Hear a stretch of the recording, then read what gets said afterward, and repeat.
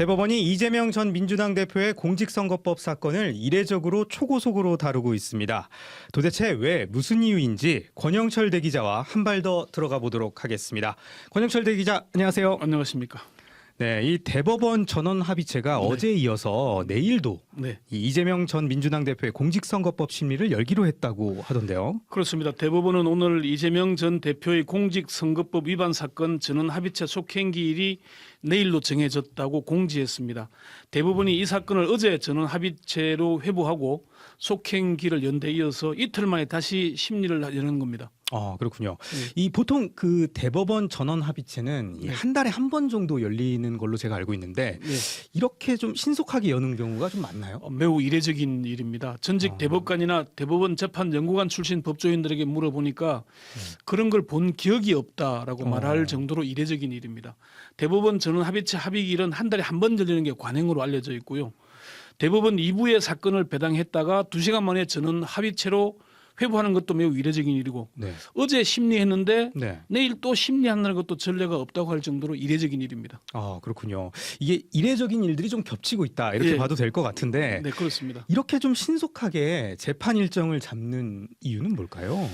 세 가지 정도의 가능성이 있는 걸로 분석을 해봤는데요. 첫 번째는 조희대 대법원장이 취임 초부터 강조해온 신속 재판을 하겠다는 의지를 실현하는 걸로 보입니다. 이른바 633 원칙입니다.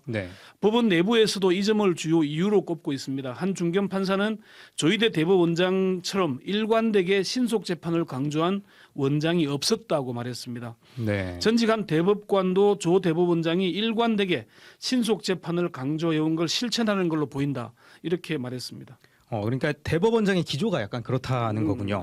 자, 그럼 두 번째는 어떤 건가요? 두 번째는 대법원이 이재명 전 대표의 공직선거법 사건을 5년 동안 갖고 있을 수 없다는 방침을 정한 게 아닌가. 그러니까 이재명 대표가 당선이 될 경우에 5년간 이 재판을 못하게 되는 거잖아요. 그렇게는 하지 않을 방침을 정했다는 얘기인데 조희대 대법원장을 잘 아는 한 중견 법관은 대법원 전원 합의체에서 공소기각을 하건 아니면은 유죄 취지로 파기환송을 하건 대통령 선거일 전에 결정을 하려는 의지의 표현이다 이렇게 얘기를 했습니다.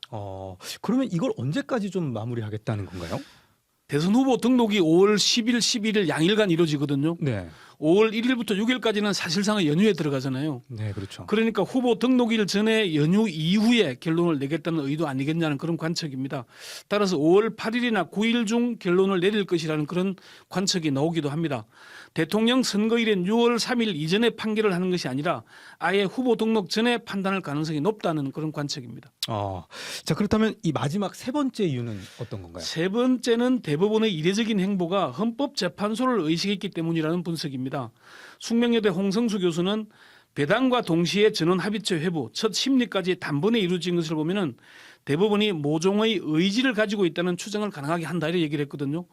홍 교수가 분석하는 대법원의 의지는 헌법재판소의 위상을 의식해서 대선에 어떤 방식이건 영향을 주고 싶어 한다는 겁니다. 사실 대법원은 헌재를 한 수 아래의 기관으로 봅니다. 그런데 국가의 중대사나 대통령의 탄핵 여부가 헌재에서 다뤄지고 헌재가 헌정 질서를 지키는 최후의 보루로 자리 잡아가고 있는 작금의 상황이 대법원 입장에서는 탐탁치 않을 수 있다는 겁니다. 전직 한 대법관도 겉으로는 표현하지 않지만은 속으로는 그런 의지가 있다는 걸 부인하기는 어렵다 이렇게 얘기를 했습니다. 이런 상황에서 대법원이 존재감을 드러낼 수 있는 절호의 기회가 왔다는 겁니다. 차기 대선의 최유력 주자의 형사재판을 손에 쥐게 되었으니까 이번 기회를 그냥 날리지는 않겠다는 겁니다. 그래서 이례적인 일이 연속으로 일어난다 이런 분석인 겁니다. 그러면 이 대법원이 재판 결과까지 좀 영향을 미치려고 하는 거다 이렇게 봐도 되는 건가요? 그건 아닙니다. 재판 결과에 대해서는 예단을 할 수도 없고요. 해서도 안 되는 거 아니겠습니까? 그렇죠. 대법원의 선택지는 크게 두 가지입니다. 하나는 공소기각으로 무죄를 확정하는 겁니다. 현재로는 이 가능성이 가장 높아 보이고요. 다른 한 가지는 유죄 취지로 파기해서 사건을 다시 고등법원으로 돌려보내는 겁니다. 그렇군요.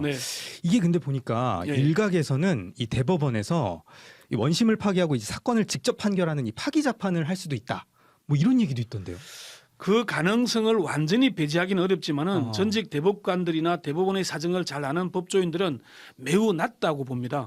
이 사건에서 원심 유지나 파기 환송이 아니라 파기 재판을 한다면은 100만 원 이상의 유죄를 확정하는 경우를 말하는 거잖아요. 네. 만약에 이런 결정이 난다면 이재명 전 대표는 피선거권이 박탈되기 때문에 이런 결정을 내리기는 참 어려울 것이다라고 보거든요. 전직 한 대법관은 그런 전례도 없고 그랬다가는 사법부의 위상 자체가 무너지게 될 텐데 조희대 대법원장이 그런 무리수를 둘 이유가 있겠나 이렇게 전망을 했고요.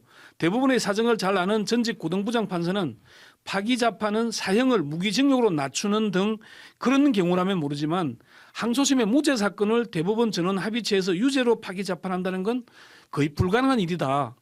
만약에 그렇게 한다면 법원이기를 포기하는 것이기 때문에 그럴 가능성은 배제해도 될 것이다. 이렇게 전망을 했습니다. 네, 그럼 거의 뭐 희박하다고 보면 되겠군요. 그렇습니다. 네, 오늘은 여기까지 듣겠습니다. 권영철 대기자 수고하셨습니다. 네. 지금까지 CBS 박지환의 뉴스톡이었습니다. 노컷으로 보는 뉴스의 새로운 기준. 지금 알림과 구독 설정하시고 함께하세요.